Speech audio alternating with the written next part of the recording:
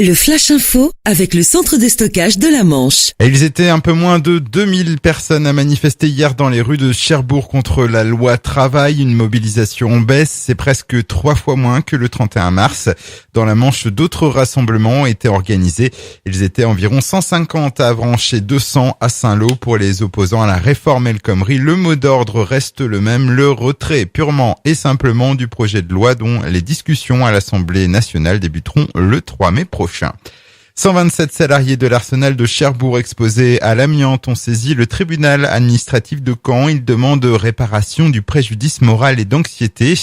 L'audience s'est déroulée hier. Dans ses conclusions, le rapporteur public a proposé une indemnisation de 8 000 € par requérant, soit plus d'1 million d'euros au total, sans compter les frais de justice. L'affaire a été mise en délibéré au 1er juin.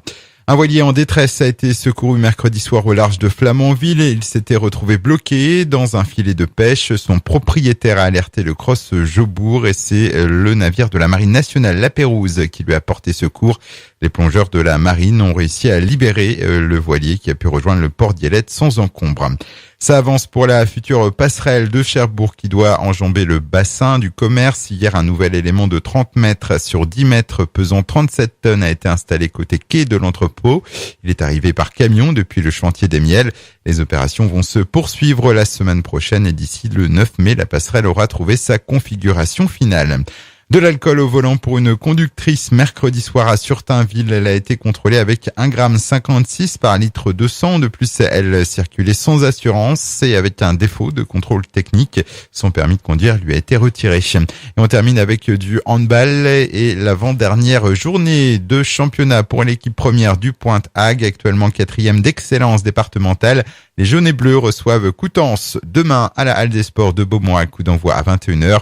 Auparavant, l'équipe B y affrontera Tour-la-Ville à 19h. N'hésitez pas à venir nombreux les encourager. Le Flash Info vous a été présenté par Landra, centre de stockage de la Manche à Digoulville. Pour en savoir plus et visiter notre centre, 0810 120 172, coup d'un appel local.